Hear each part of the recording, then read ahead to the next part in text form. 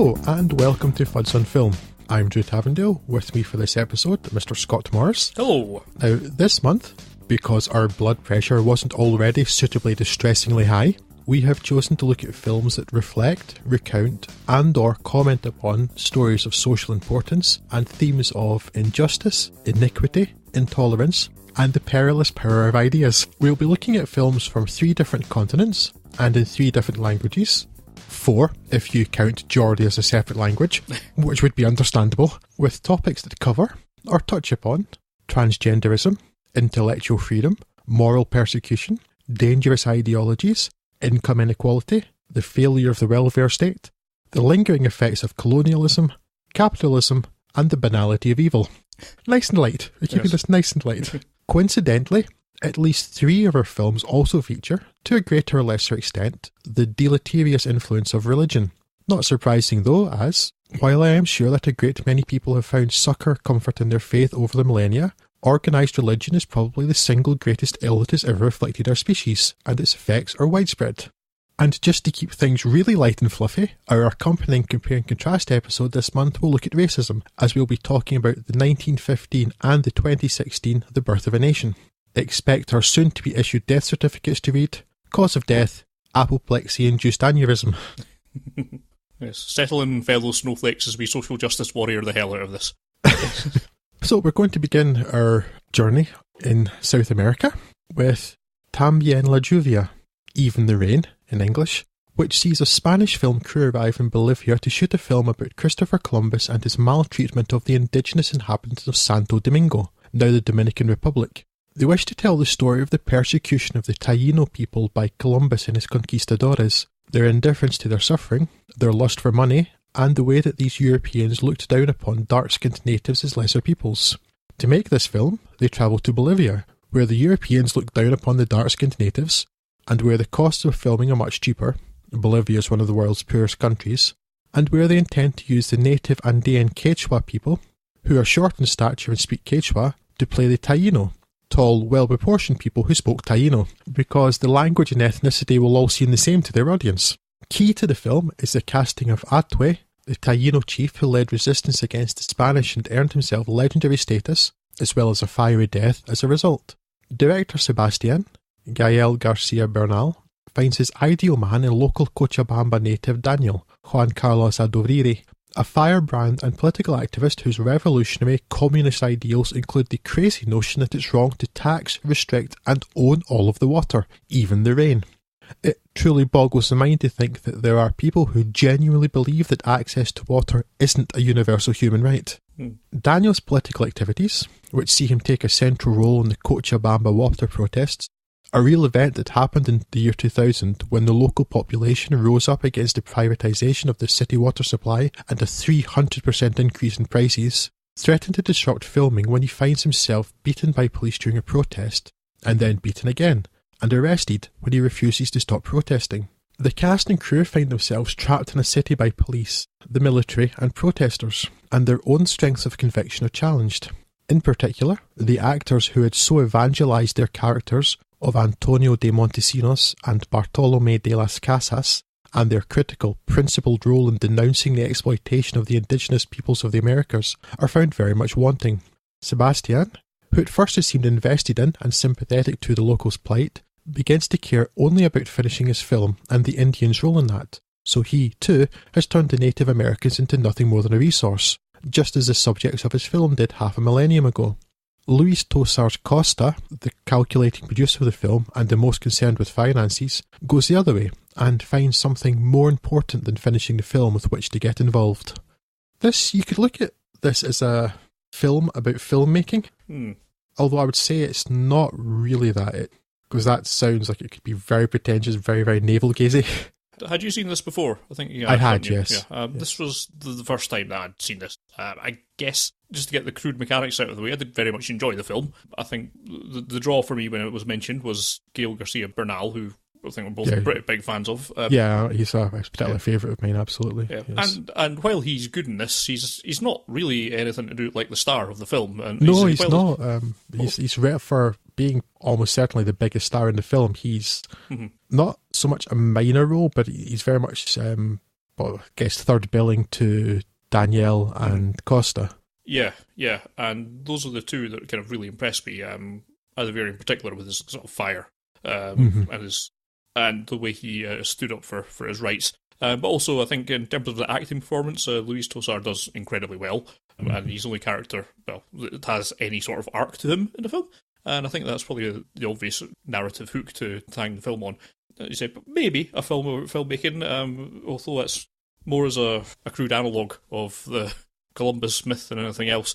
I get the impression this film's quite pleased with itself about the way it's juxtaposed these two things. I don't think it deserves quite that much backslapping to go on with it. There's a few points where it came across as almost a bit smug. It's like, see what I'm doing here. And to an extent, you feel like going, well, that's obvious, but then I suppose it isn't because no one else has done it. If it was that obvious, then we'd been seeing it before, right? I think, and there certainly aren't as many as there should be, but there are some films which have, in the English language, British films in particular, which have looked at least some of the lingering effects of British colonialism. Yeah. If there are more Spanish language films that cover the Spanish Empire, then I am not aware of them. This is the first one that I can remember seeing that so obviously tackles that too. Mm-hmm.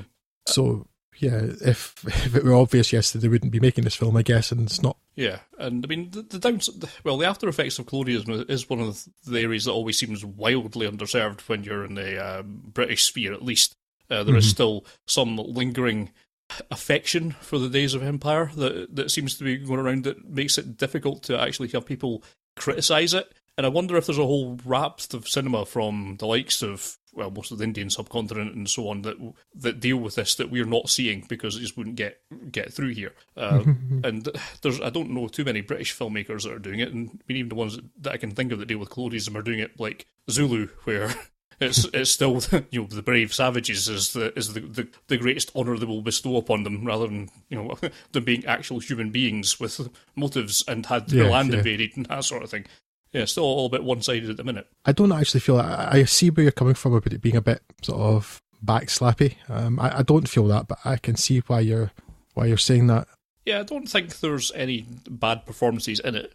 Overall, quite a well cast film, and they all seem to do their jobs quite well. It's admittedly only has a few main stars, but it was very enjoyable. It's well written, I think. It is quite funny. I think the fellow that's playing Columbus, who would be... Cara... Elijalde.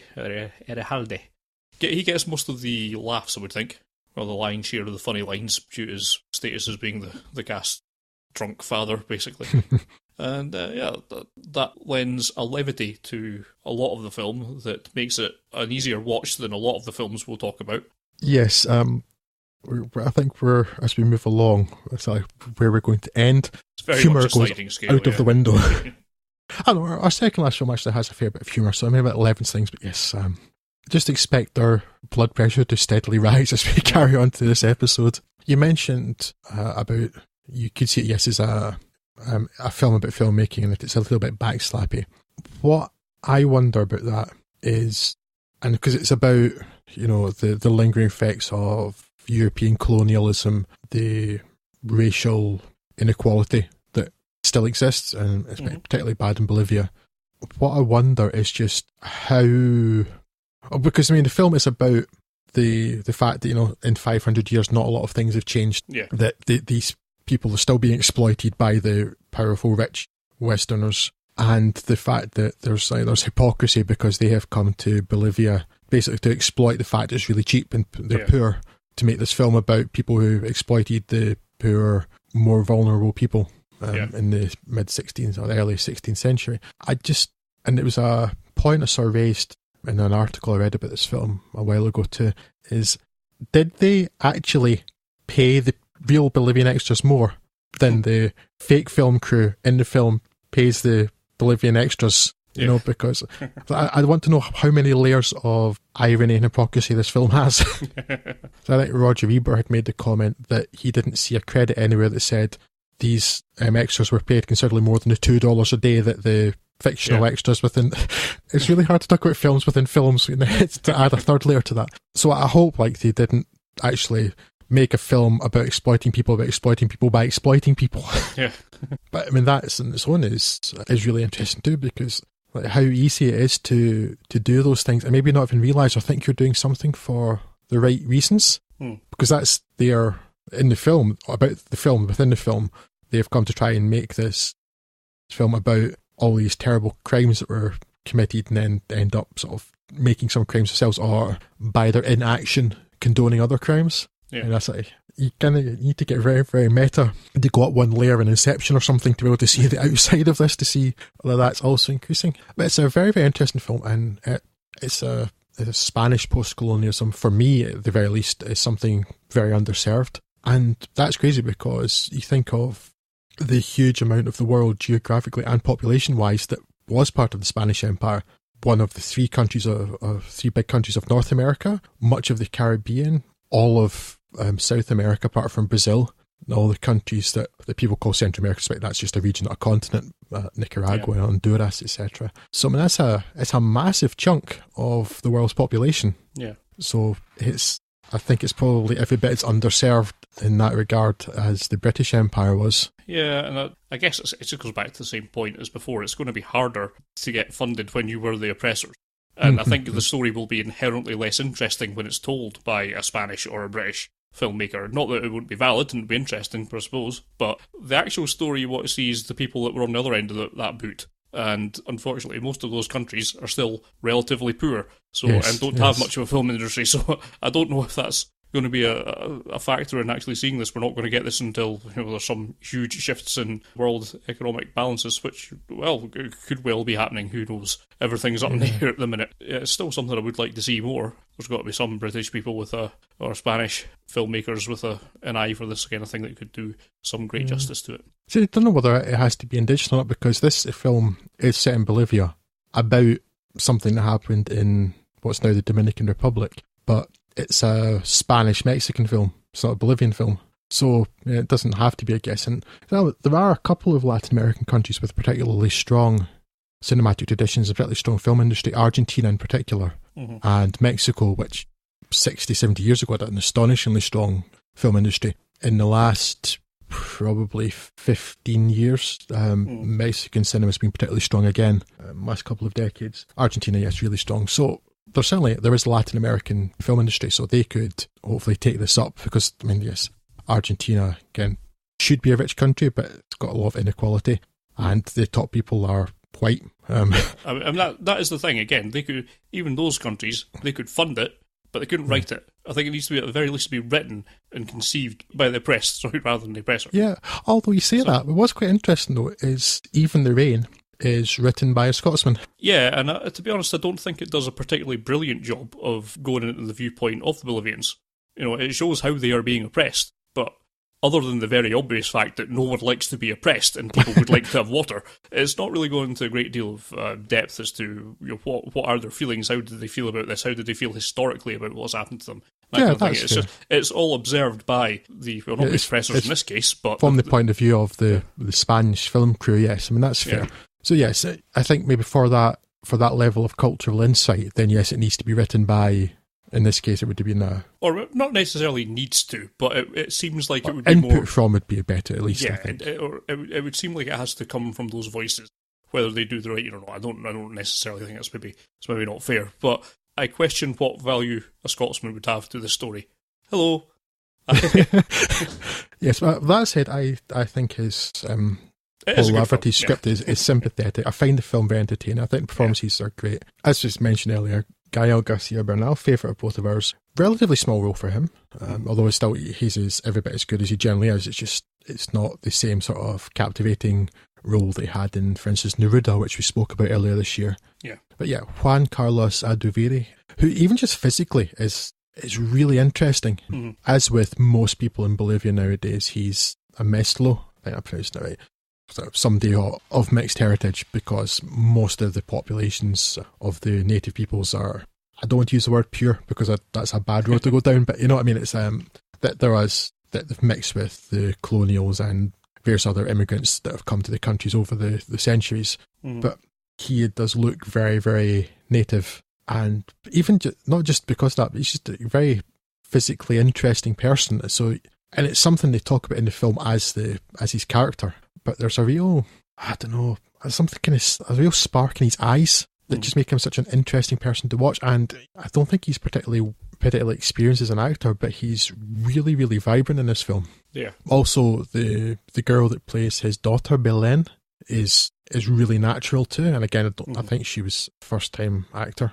And then Louis Tosar is really, really interesting. As you say, he's probably the only character that has a real arc. I think most people in this are actually really good. Yeah, Cara Elihelde is really interesting as Colon, as Columbus. And yeah, like when their guts kind of desert them later on, but Carlos Santos as Bartolomeo de las Casas and Raúl Arevalo as Montesinos. You know, when they're in the scenes where they're fired up and they're giving their lectures in church, really, really strong performances there from everybody. Yeah. I think probably the person, it's not that her performance is bad, and so often is the case, a bit of a sausage fest, I guess, is Cassandra Changarotti as Maria. She's part of the film crew, but she's making a documentary. So you've got an extra film, a bit of film within a film, a bit of film, a bit of film. It's so many levels, this film. She's not given a lot to do. No. I've seen her in other films, like there's a Mexican film called Las Horas Contigo, The Hours with You, in which she's really, really good. So I know she can act well. She's a bit underserved in this, but it's acting-wise generally really, really strong across the board. And some really standout moments too. Just as just a scene on their own, but also as a sort of about the art of filmmaking within a film about films. And there's that scene where they are rehearsing in the grounds of the hotel. So Anton is playing his role as Colon and starts demanding of the waitress, like, where's the gold? Donde está el oro? Donde está el oro? And then she's just sort of standing there, she's kind of scared, and then it's like that. He says, okay, we're finished now, we're going to get a drink and have a smoke. I'm sorry, miss. You're hearing back. And so there's some actually really good acting moments in that are and really good scenes, but it's also really interesting as a whole piece. The second best film about water poverty after Quantum of Solace. It's got that going for it. Actually, as you mentioned, water shortage, so that's also the theme of this episode is about social importance, but the whole water thing is something else that's kind of underserved actually, as well as this film deals with post-colonialism and racism and so many other things that are in here. The water thing is a problem. It's going to become a bigger problem, and the fact that off the top of my head I can think of 3 films that deal with that issue, and one of them is, as you mentioned, the James Bond film, tells me that there's something deeply, deeply lacking. There's a science fiction film, a Mexican-American science fiction film called Sleep Dealer, which is quite interesting. It's also about the privatisation of water in the sort of near future. There's this, and there's Quantum of Solace. But for a huge part of the world, genuine problem. Yeah. Only going to get worse with continued climate change and the world warming up. And it's actually, now I think about it, it's conspicuous by its absence in film. Again, as much as that I'm aware of films about it. Yeah.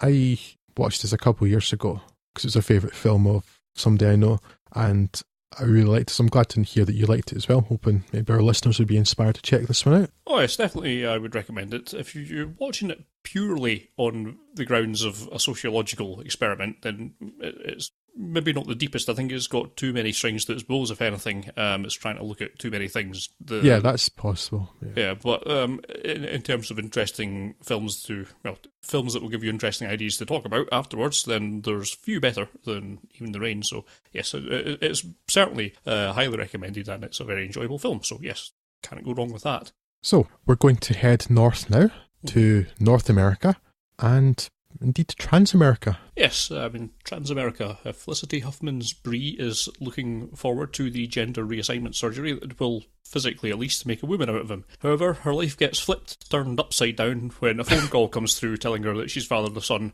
after a college indiscretion. Said kid, Toby, played by Kevin Zegers, is currently languishing in a New York police jail, and Bree is told in no uncertain terms that she must deal with this before her surgery, so off she goes from Los Angeles to bail him out. She doesn't reveal this relationship to Toby, instead posing as a church outreach worker. Wanting short of any such complications, Bree sets about finding the quickest way to discharge any guardianship of Toby. With the birth mother having died many years back, it seems like a trip to the longest-range stepfather may be the best option. So, a plan for a road trip is hatched, although Toby has very different reasons for agreeing to go. He thinks he'll end up in Los Angeles, where he hopes to break into the porn industry, which would be a welcome change from his old career as a small-time drug dealer and male prostitute, I suppose. So, off they go on a beaten old jalopy, and like most road movies, they start learning about each other. However, there's a lot of high-stakes secrets to learn on this trip, and that's before their car gets nicked by a peyote shaman. Yes, a film I saw on release and haven't revisited until this podcast, and likewise. I enjoyed it very much then, I enjoyed it very much now. Solid characters all the way throughout is probably the main thing.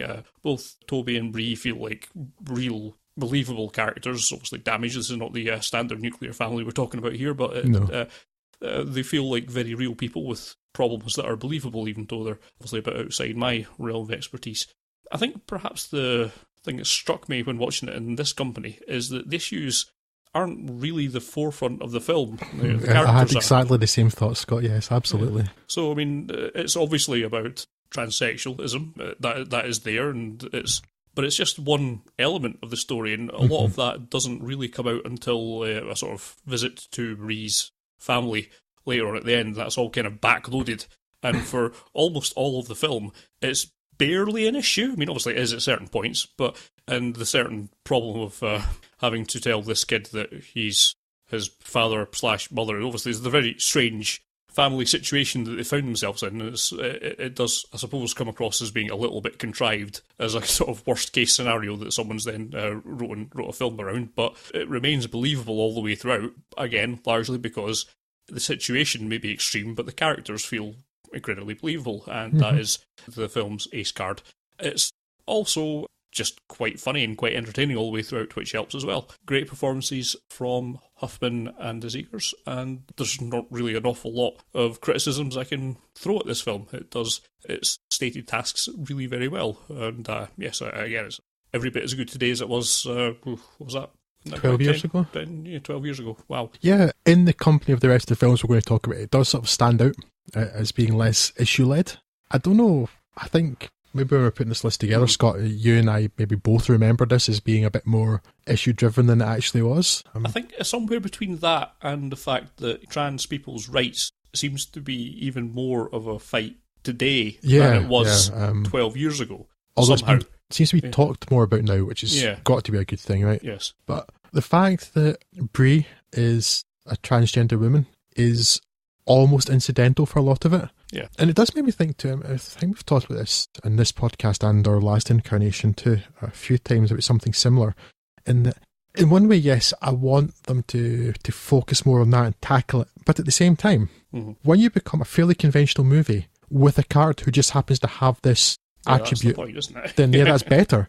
I always go back to Brokeback Mountain too, which people said, oh, it's this gay film. It's like, you know, it's not. It never was. I never thought it was.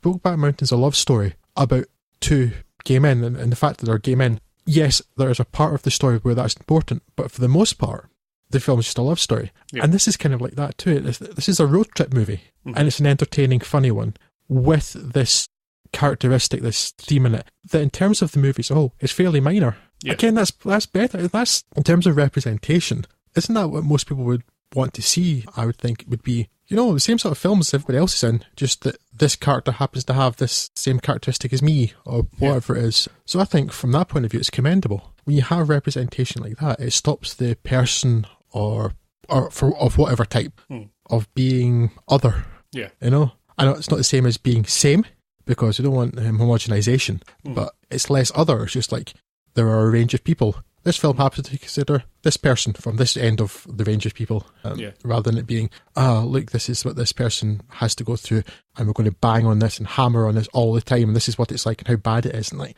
you know, for the most of it, it's like, yeah, it's a person who's having difficulty with their family for various reasons, you know, and the actual reason for that is not insignificant, but it's not the big point.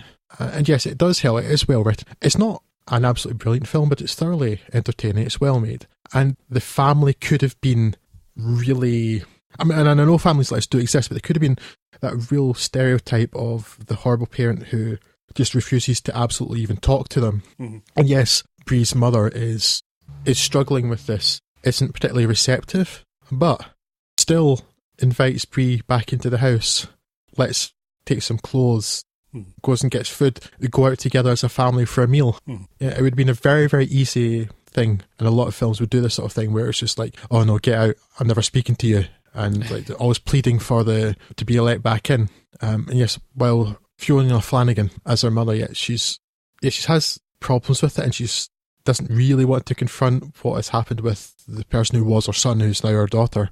But yes, it doesn't go down the very easy route of just being this one-note horrible person who doesn't want to consider that this is happening, just denies it and just treats their child as a stranger. Although it was strange seeing Paulie from Rocky as part of the family, I guess. Yeah. Poor Burt Young, every time he shows up, it's always, it's Paulie from Rocky. Yeah. It's not a distinguished character actor, Burt Young. It's like, no, it's Paulie of Rocky. And I very nearly referred to him as Paulie.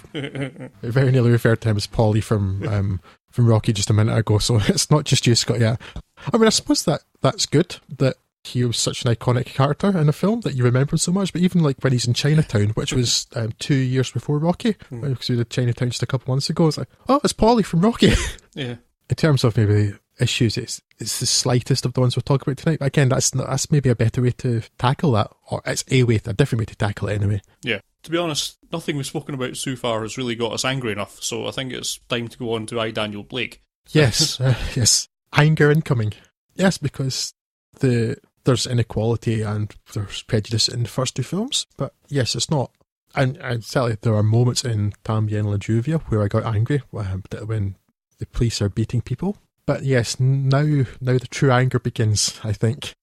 Social commentator extraordinaire Ken Loach's I, Daniel Blake, which won the Palme d'Or at last year's Cannes Film Festival, tells the story of Daniel Blake, played by Dave Johns, a working-class man from Newcastle who has recently had to stop working due to suffering a severe heart attack. He has worked all of his life, never claimed for any sort of benefit, and is eager to return to work, but, sensibly, is following his doctor's orders not to. He still needs money to live, of course, but finds himself in a nightmare scenario where, despite testimony from his GP and his surgeon, he is deemed fit to work by the government's dehumanising points system, and, while he waits for an opportunity to appeal the decision, which sees him languishing in a frustrating, infuriating bureaucratic purgatory, he must spend at least 35 hours per week actively looking for work, despite being unable to take any job he might be offered, what with it having a good chance of making him dead.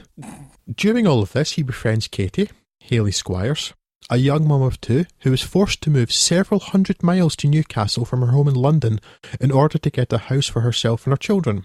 Daniel puts his practical skills to use, helping Katie fix some things around her house and teaching some simple tricks to help the family keep warm. And he becomes something of a surrogate grandfather to Katie's kids. The companionship, and it's only that, there's never a hint of anything else, seems to do them both good.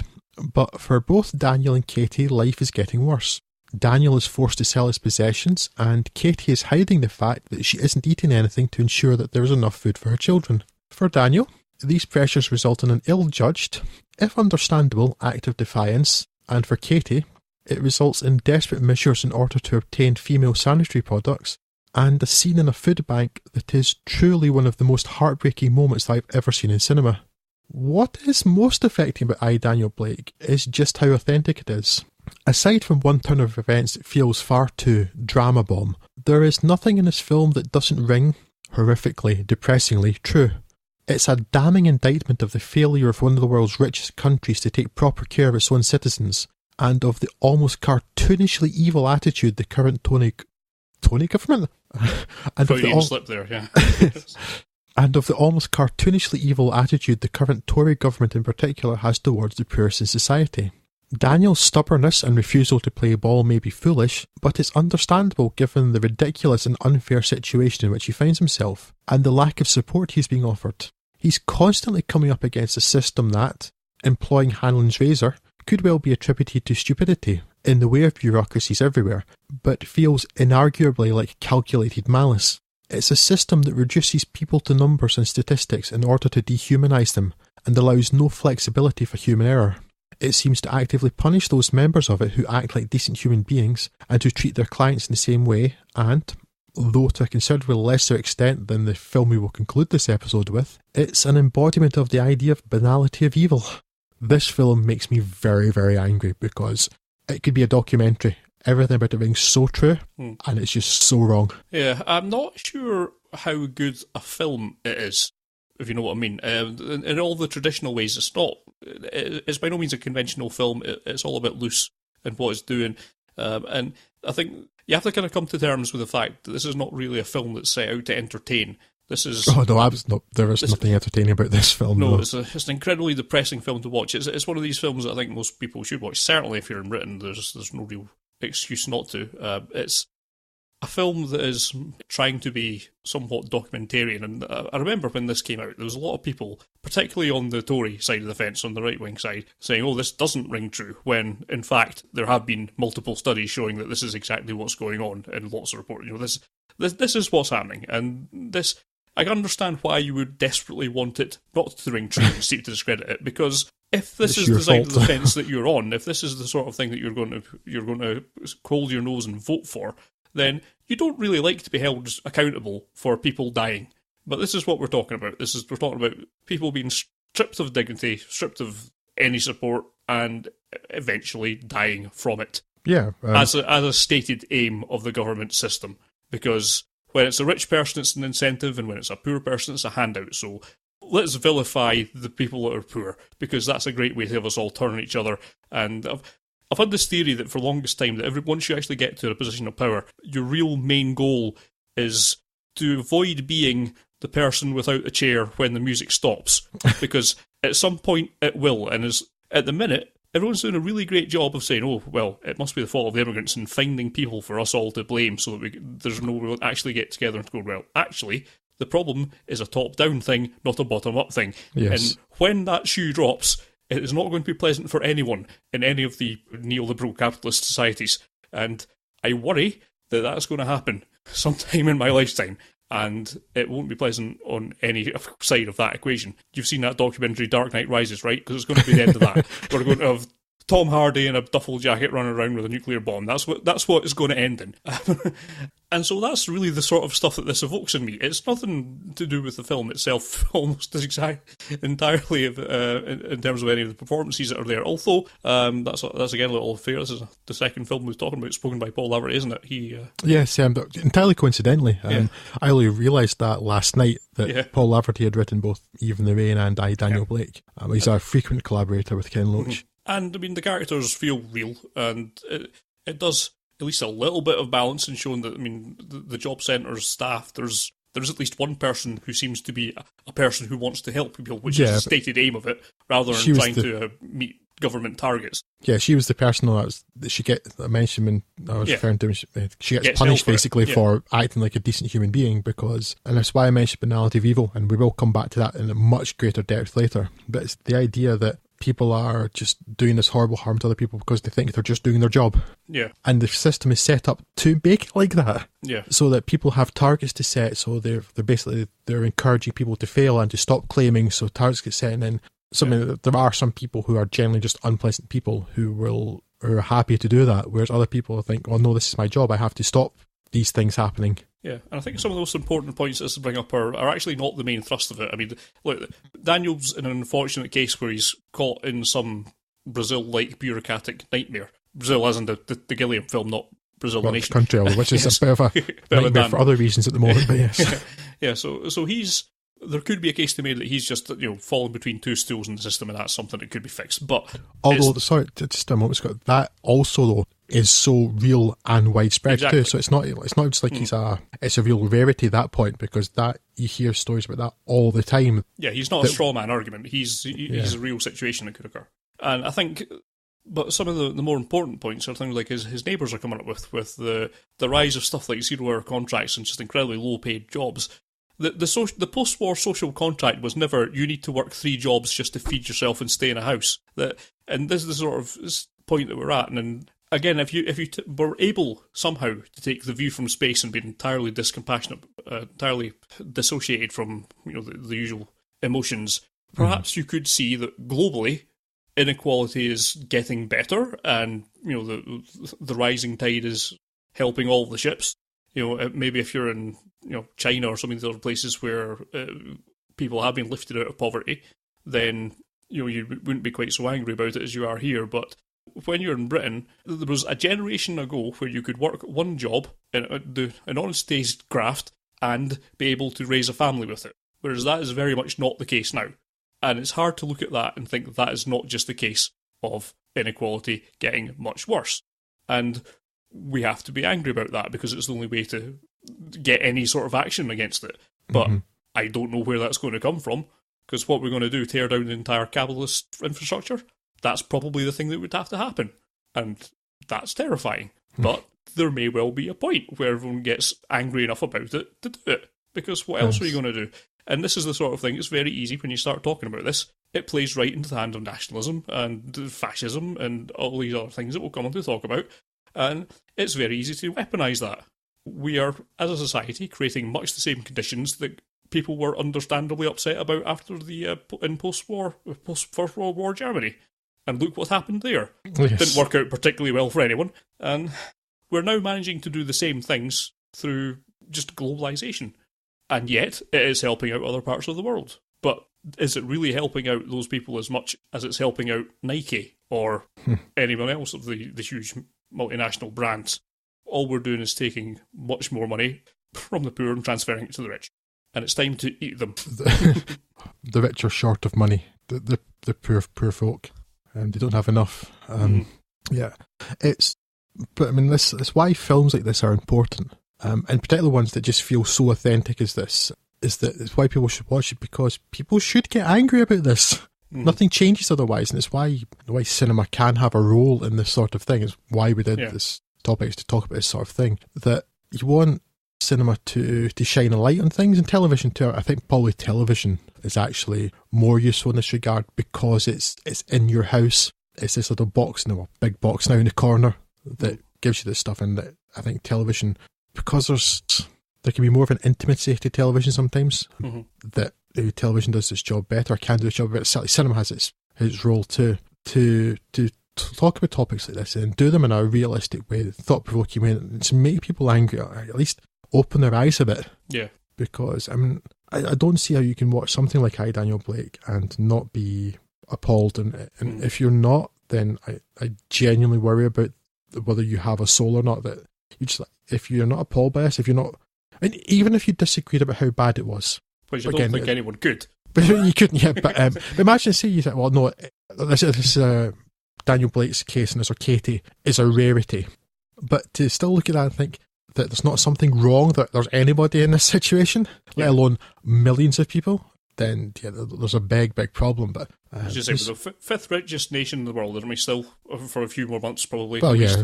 But thanks, Brexiteers. Yes, and we shouldn't really need food banks, is what I'm saying. No, it's disgusting.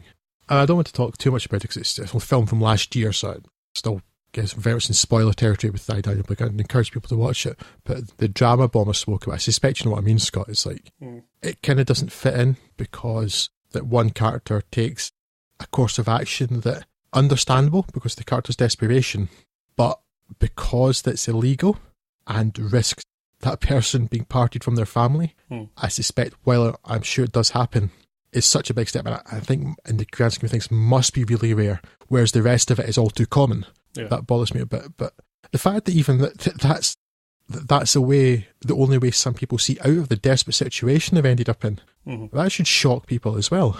Yeah. This is quite a low-key film in many ways. And again, I'll just help sell just how ordinary and common it is. It's why I'd very much encourage people to watch this and then get very angry.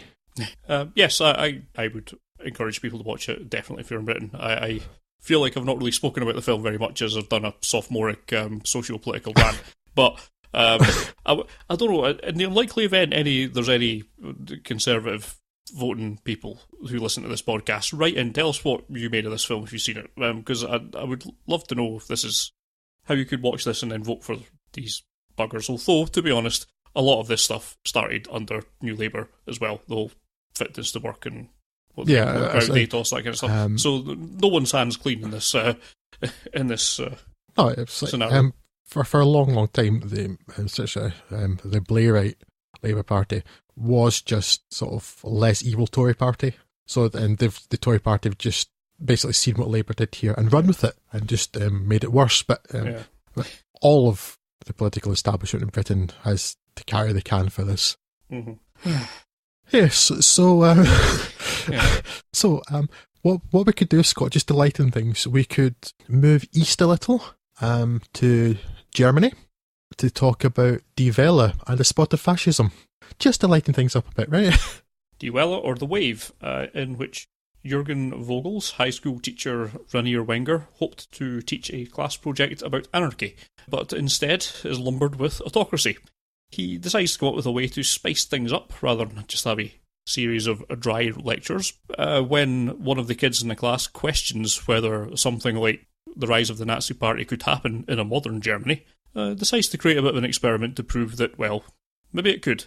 While this starts off with very simple things like just essentially military drills and the simple act of having everyone wear a uniform, white shirts in this case, things soon start spiraling out of control. From what seemed like a positive effects just by increasing the solidarity of the class, having them look out for each other, soon becomes much, much scarier.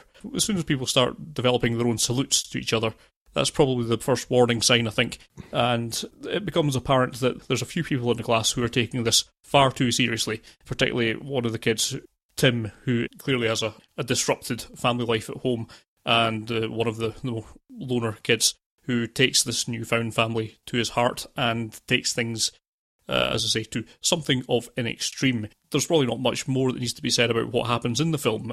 It's a series of escalations from day to day over the course of a week, with things happening from very simple things such as some clubs not allowing people who were not part of the wave, as they term themselves, to take part, to getting some very serious things as well.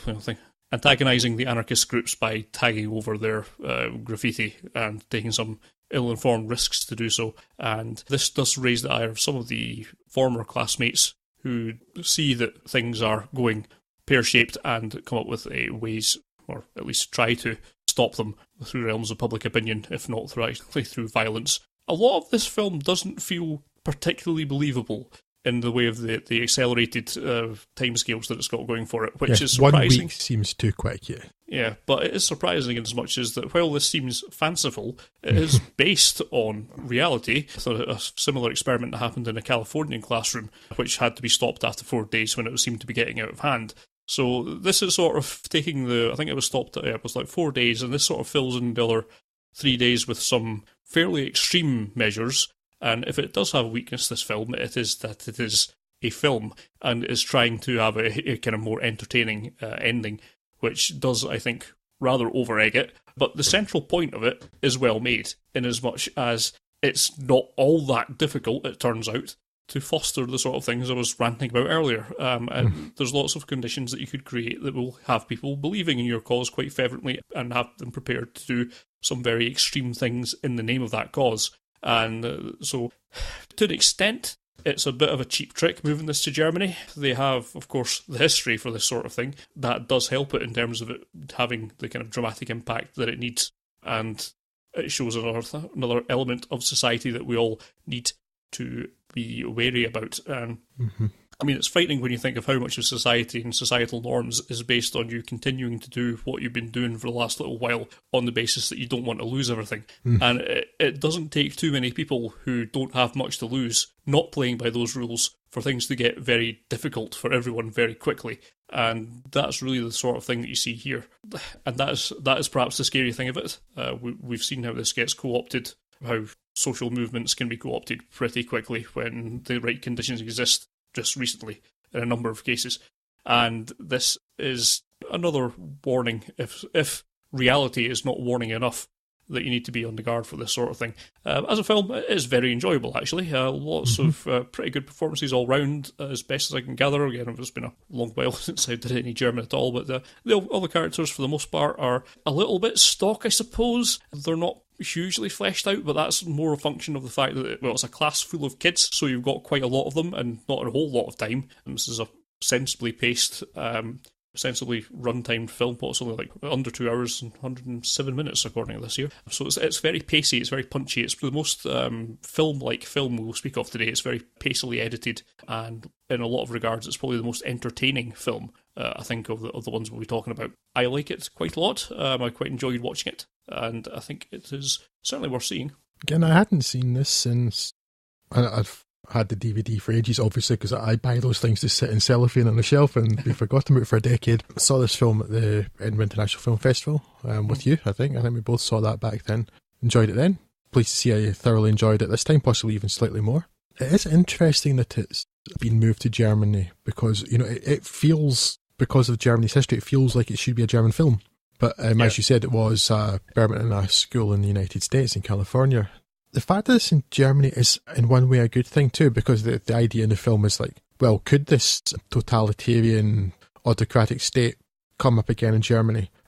And one thing that Germans have to be admired for is that since World War II, I'm sure there's some people, but as a nation, they haven't shied away from their history. They've owned it, which several other nations, including ours, in many ways haven't, for all of their history, whereas Germany hasn't. And they have, like, for instance, made it illegal, literally illegal, to deny the Holocaust and things like that. So in Germany, doing the right thing. So as part of that, then it's actually a really useful thing in Germany and good. But also because, too, they're asking the question, could something like the Nazi Party rise again in Germany? And they're saying, oh no, we're past that. But to be honest, I still find it hard to believe that it happened in Germany in the first place, and I know it did. Yeah. Because by many, many measures, although I know the history is very complex, and certain podcasters I listen to and find very amusing actually blame the rise of Nazism on Benjamin Franklin. I'm not going to explain how he got there, but it actually made sense. But while there was the lingering effects of the treaties that ended World War I that really led to the rise of fascism and the Nazi Party, by many measures, Germany was probably the most cultured nation on earth when this happened. So it should really be the least likely place for it to happen, because literally, no, that wouldn't be the word, literally, books and that. In terms of literature and music and science and things, Germany was at the forefront of so many things. Yeah. And really ought to be in the last place where that could happen. But so if it can happen in Germany once, it can happen there again. If it can happen in Germany, it can happen anywhere, which is a scary thing. And the things that some of the kids in this are getting out of the way of this movement aren't bad things. Some of them are lonely and a bit confused and lost. And then it's absolutely good that people find something that they're interested in or find some sort of community in. Those aren't bad things on their own. But the problem is you have the people that take it too far, like Tim here, who for the first time in his life really finds something he belongs to, but it just fosters all the wrong sorts of things in him. And there's the dangers of tribalism, which is just a problem with our species in general rather than it being any particular cultural thing, I think. But you can understand why people are gravitating towards this and why they do some of the things they do. The danger is that it's so easily abused, I think, and that's what you always have to be watching out for, especially when it's young people like this, because emotion rather than rationality can become the driving force, and that's so easily being manipulated by a bad actor, by somebody wanting to do that for the bad thing. That's why the Hitler Youth was such a scary thing. Yeah. So it's a really interesting film because it makes you think about so many things, because, as I say, they're not all bad. Yeah. By no means are even a great many of the things that people are getting from this movement a bad thing, or the things that attracts these people to it. They're not necessarily bad, but they can so easily be abused or just be taken too far. Yeah, it's an interesting inversion of inspiring teacher subgenre. It's like Dead Poet Society, except the Dead Poets are fascist poets that are talking about. And it's a well-made film. I think it does throw you a bit of tries to throw you in a curveball. I mean, obviously, you thought this was going into it, but yeah, it starts off incredibly light-hearted, and it's all sort of very jolly for the first 10 to 15 minutes, and then it takes, obviously, much, much darker turns by the end of it. It does seem that maybe it's pushing it all a little bit too far, but I mean, as a film, it works, and as a sort of demonstration of the concepts that we're talking about, it's powerful, and it's certainly, again, an entertaining watch. A lot of things to like in it, and a lot of pretty good performances, particularly the teacher himself. Jürgen Vogel, I like him a lot. And some of they're again, in the traditional way, they were all, I checked this earlier today, all, 22, 23, 24 when they're meant to be at the end of high school, so a bit too old. A couple of the actors, like Kevin, the guy who plays Kevin, was a few years younger. But in as much as, yes, as you mentioned, and for the reasons of there being an entire class full of people, the students are a bit thinly characterised, I guess, thinly drawn. But they all perform pretty well, and they're all quite compelling to watch, especially Tim. But it does make you think in so many ways too, because it's also a warning about, in a Spider-Man sort of way, I guess, with great power comes great responsibility, and that the people in charge of shaping the minds of our youth, like this teacher, who has no bad intention in this at all, but it starts out with a very good intention. While, yes, the character resents that he's been lumped with autocracy, which he doesn't want to do in this project week at this school. But he wants to enlighten his pupils. He's responding to an idea that came up from his pupils to think, this could be interesting, let's teach them something. And he's a motivated guy.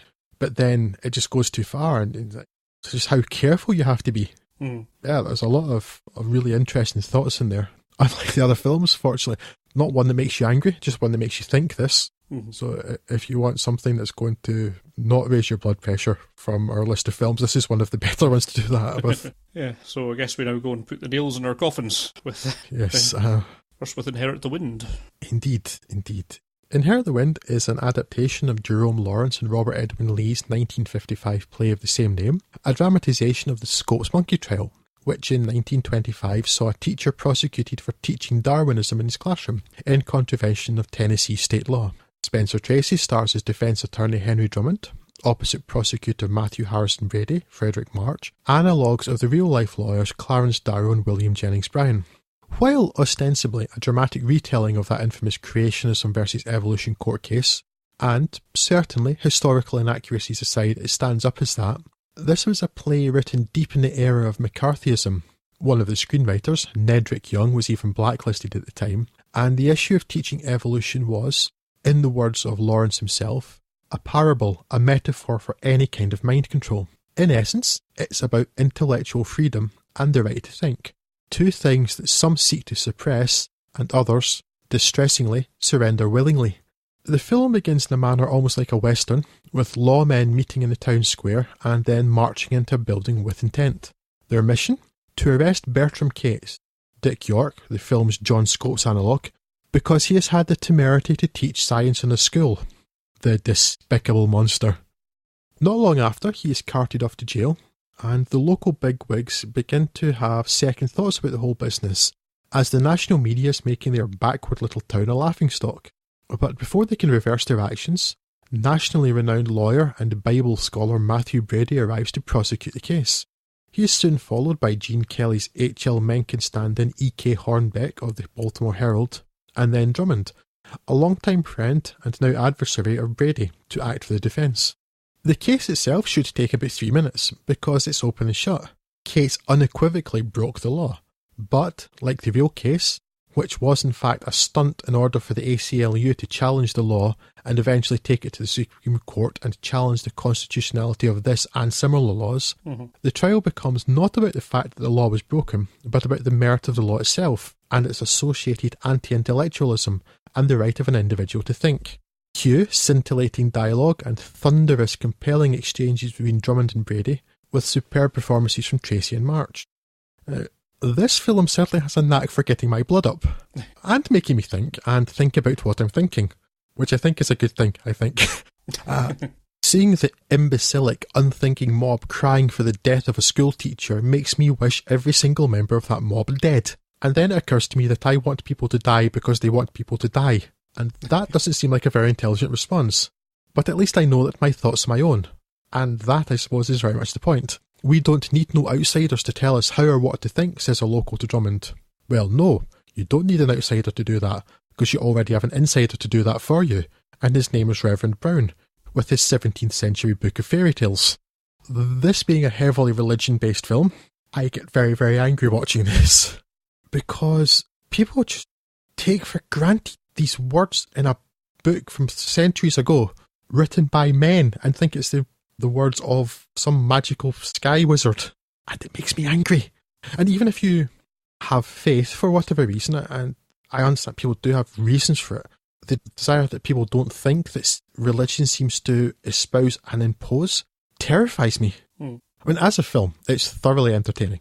Spencer Tracy is fantastic, and just listening to the dialogue and watching basically him giving Brady enough rope to hang himself, it's fascinating. But it's all the themes in there and about this. And it's still, it has been a problem at times in this country, but I know in the United States it's still a massive problem, and particularly right now, this continuing thread of anti-intellectualism, which has seen people elect the least suitable American president there's possibly ever been, because they don't trust smart people, which terrifies me, because running a country is an incredibly difficult and challenging job, and I would want the smartest person I could possibly find to do that. But no, apparently that's a bad thing. She had emails on a server, Drew. Yes, I don't want to get into an anti-Trump rant just now. It will not end. And yes, really, for our point of view, it should really be an anti-May rant, but she'd just avoid the question. Yeah, it does make you think so much about just the dangers of not thinking. It really comes down to that. It's the fact that people will willingly surrender their thinking to someone else and do what other people tell them, and just unwilling to think. I don't understand that.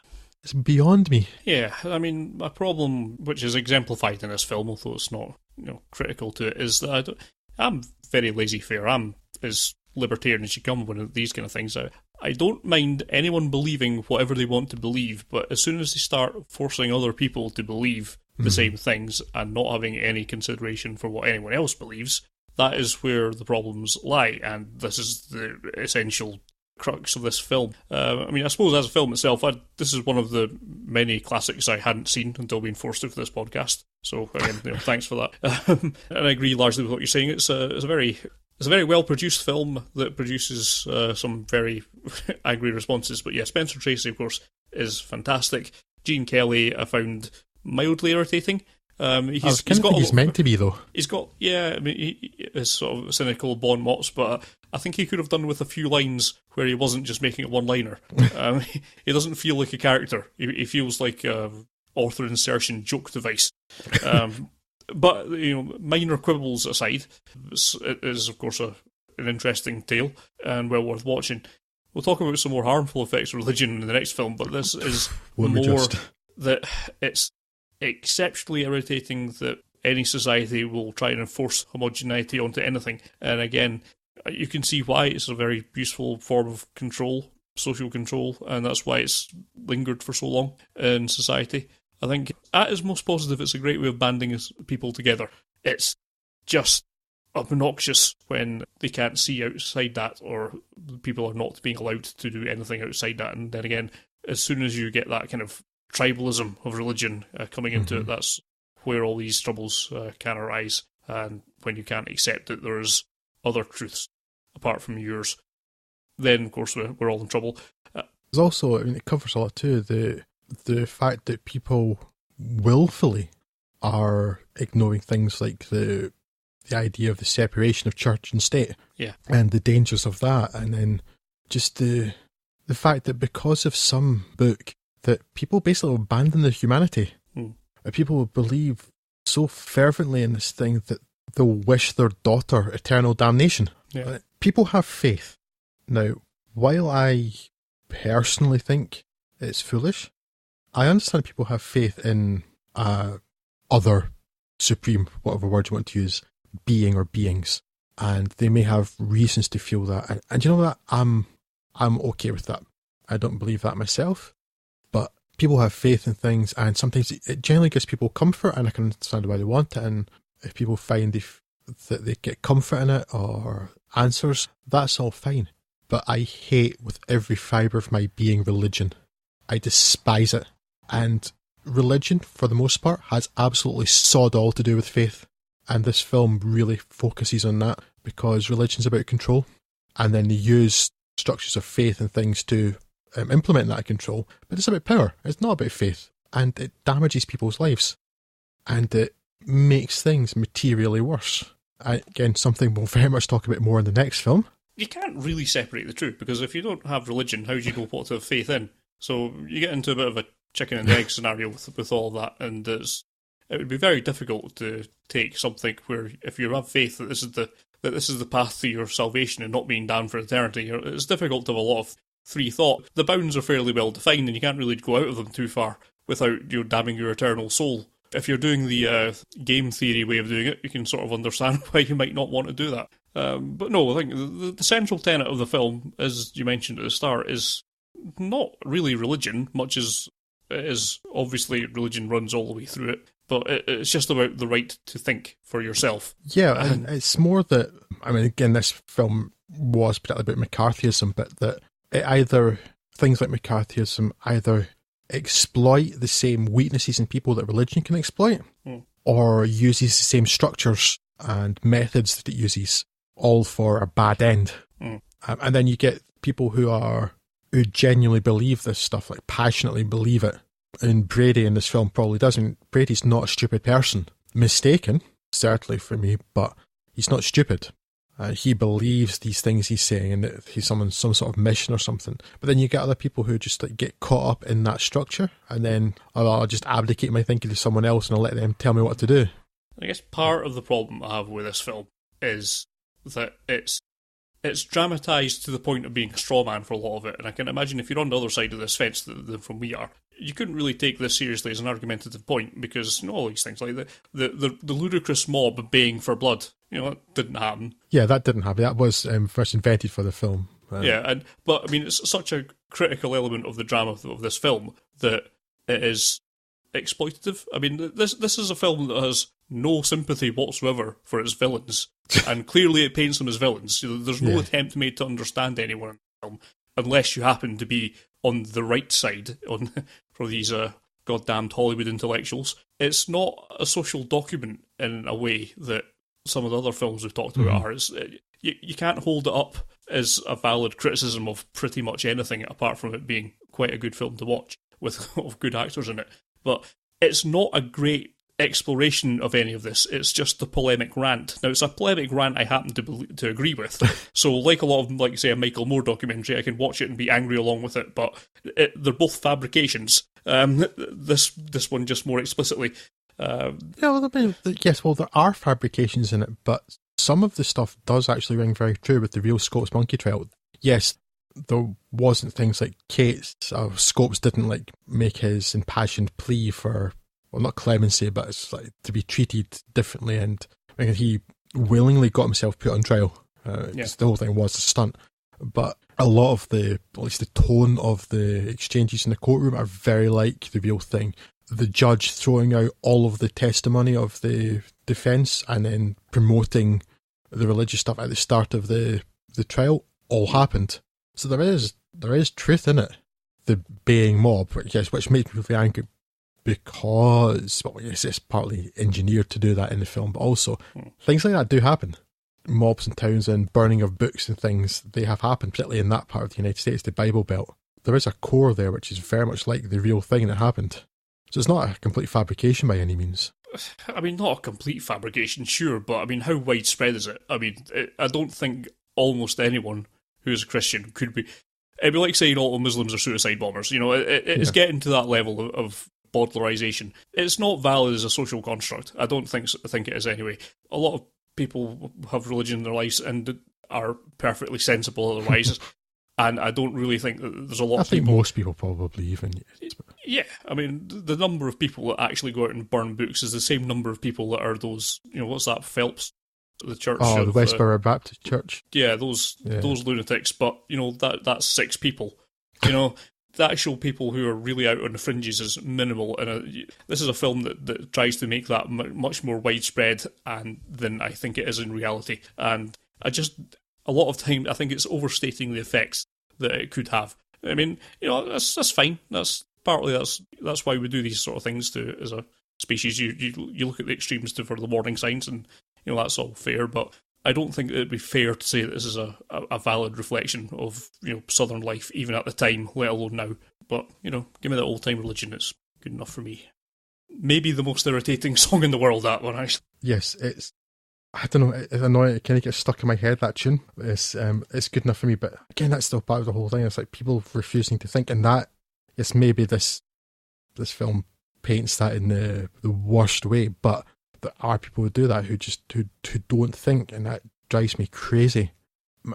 If people come to different conclusions, we believe different things, but it's as a result of actual thought. Yeah. That doesn't bother me so much, but the people who just refuse to think, unforgivable and untenable. I will not accept it. It's just wrong. And too many people do it, or don't do it, as opposed to depending on how you want to phrase that. Still, it's a very entertaining and worthy film to watch. And yes, it maybe it blows things out of proportion somewhat. I'm not sure you can say blows and somewhat together, but it is worth doing that though, because particularly when it was about McCarthyism, when you have the government doing those things, that then it does affect millions of people's lives. If it was just one small town, then yeah, okay, you don't think about it. But when that's meant to be an analogue of McCarthyism, when the government's doing it, and the fact that those sorts of things can still be happening, and that people want to introduce laws that will genuinely limit people's learning and stymie progress, or even turn progress back. Yeah. That's a bad thing. Yeah, and as we've spoken about, I guess, previously, it only takes the right kind of crisis or adverse social conditions for someone to leverage something like this into a wider scale.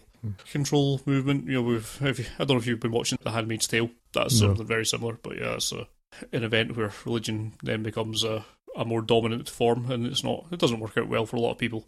So, yes, still, after all these years, relevant and interesting to watch, though. Perhaps not to be taken on blind faith, as it were. Yes, now, sticking with religion and with our levels of increasing anger, we're going to move west again. No, east. See, all this anger has made me forget the compass. If you go west far enough. If you go west far enough, yes. Or if you take a slightly shorter route and go east, back to the western fringes of Europe, a film where, again, religion has negatively affected people's lives, and distressingly, given how angry this film makes me, one that actually underplayed the actual thing. So, Scott, please tell us in measured tones, if possible, about the Magdalene Sisters. Yes, as unbelievable as that is, the Magdalene Sisters now, Peter Mullen, for most audiences, I would wager, may not be a household name, but the Scots actor will perhaps be best known for his appearances as Swanee in Trainspotting, or as the lead in Ken Loach's My Name is Joe, or perhaps simply as, hey, it's that guy, in a wide variety of films stretching back decades. I mean, if it's a British film, he's probably in it, and he's probably quite good in it. But he's also directed 3 films, the second of which we are gathered here to talk about, The Magdalene Sisters. It would be remiss not to point out that his other films, Ned's, and particularly his debut Orphans, come highly recommended, particularly if you have any interest at all in contemporary Scottish filmmaking and culture. But for The Magdalene Sisters, we're over in Ireland.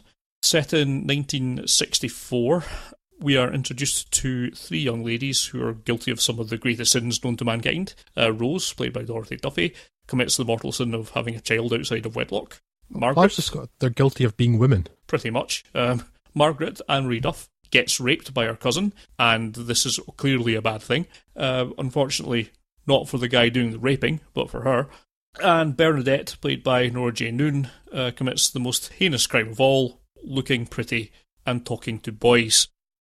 For this, she is... Scott, she has 2 X chromosomes and therefore is to be damned for all time. Yes. For this, the girls' respective guardians come to the decision to send them away from their homes and into the care of the Catholic Church, those tender mercies. The Magdalene Laundries are based on a somewhat curious adaptation of Mary Magdalene, who, after turning to the path of Jesus, denied herself any earthly indulgences and worked continually to redeem herself and save her soul. So it goes. And the slant on this for the Laundries would be that why shouldn't they do the same thing? Men, of course, are helpless beasts and capable of resisting temptation, so it's the duty of all good Catholic girls to remove them from the path of any of these hapless, ludicrous males. So, while the mainly unseen males in this film get off with a light telling off, the girls are banished from society and are left very much out of sight, out of mind, put to a rural laundry where they are worked tirelessly with back-breaking labour, hand-scrubbing clothes, with occasional breaks for humiliation at the hands of the nuns who are running the place. They are slaves. Yes. Simple as that. They are slaves. They don't get paid. They are not allowed to leave. They're slaves. Yes, and so it goes. It's an exceptionally depressing film to watch, and I've said this, the real tragedy is here is that this was a real thing that happened. It doesn't seem like it should be happening at all in Western society, but slave labour and ritual humiliation at the hands of some people who are just clearly evil. Now, when I was watching this again, I watched this when it came out in the cinema back in 2002, and I have had no urge whatsoever to go back to it in those 15 years because it is bleak to the point of absolute wrist-splitting misery. It's basically the two main emotions are apoplectic anger and utter depression. Yeah. I guess the scariest thing in all of it is that there's people, when you see some of the older inhabitants of this, people who have been there for long enough, they've kind of been brainwashed into thinking that this is for their own good, which is absolutely tragic. I guess watching it again, the flaw in the film, if anything, is that the nuns in it are just evil. There's no... I could kind of understand it if this was, if those nuns thought that this was the way we need to save those people's soul. I wouldn't agree with it, obviously, but I could at least have some inroads as to how their mind works. But the way they're presented, I noticed this time round, is that they are just plain evil, to the point where, it's not even debatable. They're just doing the worst things you could do at any point in the film when they have any decision to make. They're almost cartoonishly evil. But, again... it happened. This is not based on some made up story. This is actual things that happened to people. Not a cautionary tale. It's not an analogue. Yeah. And as I mentioned before through to you, Scott, the people who were in the laundry said after the film came out, yeah, that's not so bad, but the actual thing was worse. Yeah. It's a really tough film to watch or recommend. It's just so bleak. I mean, if you don't know about anything about the Magdalen Laundries, this is as good a way of anything of getting a taste for the sheer horror of it in a way that just perhaps reading the events may not. But, God, it's a tough watch. It's really well done, and I've nothing but praise for all the people acting in it on all sides of the coin, whether the nuns or the unfortunate girls who are taken away. They all do very well, but it's just so hard to watch, isn't it? Oh yeah, it's basically...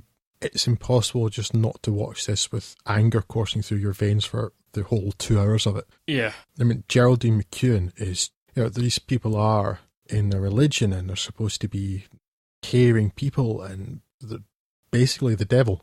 Yeah, not one of them, but even worse than that, not one of them seems to have any sort of connection to something spiritual at all. I just don't know why these nuns are nuns. They don't have any... the supposed virtues of Catholicism in there at all. They're just purely evil, and I don't understand how that got around. I don't know. Geraldine McEwan's character is pretty interested in money, which is the defining characteristic of the Catholic Church. That's true. So that seems quite spot on to me. The hoarding of money, the protection of abusive priests, and the denigration of women. Those are the three main tenets of the Catholic faith, as far as I can tell. So, I suppose. But I've never seen any evidence to the contrary. I mean, I mentioned earlier the banality of evil. This was the film I was talking about. And I mean, yes, maybe actually in terms of this film, that's a bit less obvious because it's more just like straight up evil. But the system in which this was allowed to flourish is the banality of evil, that people would involve in this and thinking, oh, this is for other people's good, and then it's also my job, and would just let these things happen. Like, people were literally held against their will. Yeah. In the 20th century, I mean, was it 1990 something? The last one closed, which is a terrifying thing. That's the last gut punch in a film that is a series of gut punches. Is that the last one closed in 1996? Yeah. What on earth was going on with that? I just don't understand how...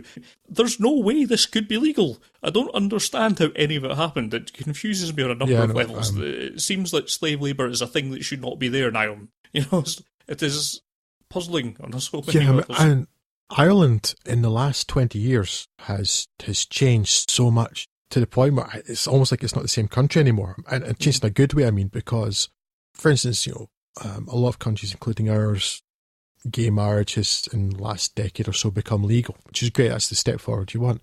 But it was put through by Parliament. Whereas in Ireland, of all places, Ireland, gay marriage was approved by popular referendum. So like the majority of the nation wanted it, and that's fantastic in a country that had historically been as conservative as Ireland and had things like the Magdalen Laundries. And there's possibly no country on earth that's been messed up as much as Ireland has by Catholicism. But it's just this bewildering idea that in the 20th century, and I guess as late as 1996, women, for no crime other than being women, basically, and some strange idea that somehow their men have to be protected from the existence of women because men can't help themselves. But women literally spending near enough their entire lives as slave labour in these laundries, like literally decades these people are spending in there, that people somehow thought that this was acceptable or normal or not like the greatest crime that you can imagine.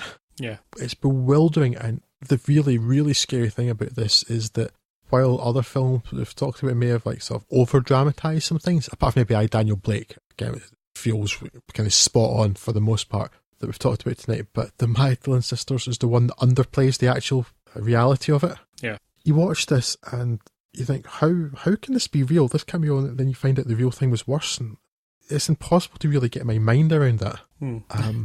So by no means is this an enjoyable film. The performances are excellent, and Peter Mullen's direction, the one downside is maybe the small role Peter Mullen has doesn't work so well because he can't do an Irish accent because his Scottish accent is so strong. But yeah, it's a really well made film, and it's certainly worth it. I think you should watch it, even if nothing else, then to learn about this. But good grief, is it not entertaining?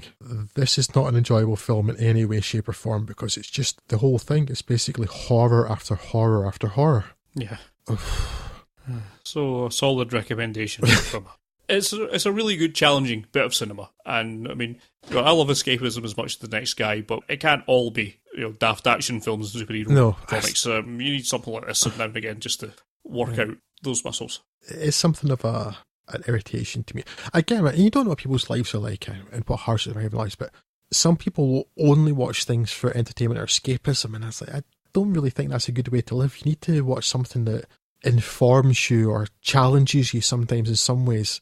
Just sometimes, even if it's not enjoyable, I just think it's better for a person in terms of development, in terms of being informed, all of those things, that you should watch things like this from time to time, even knowing that it's not an enjoyable experience, that it's worthy, and that you need to know that these places exist or existed, so you can help stop them existing again, because that's always a possibility. Yeah, indeed. And because this is a drama with Cardis, then I think why cinema has a role in bringing to light this sort of thing, because when you have documentaries can be very compelling, depending on how well made they are, of course, how well structured, but they have the danger sometimes of being dry or not quite having the same emotional impact, or they can, certainly, but when you have a presented like this with an actual character, it's been well proven that, the humans can feel more empathy when you sort of concentrate on one or two people.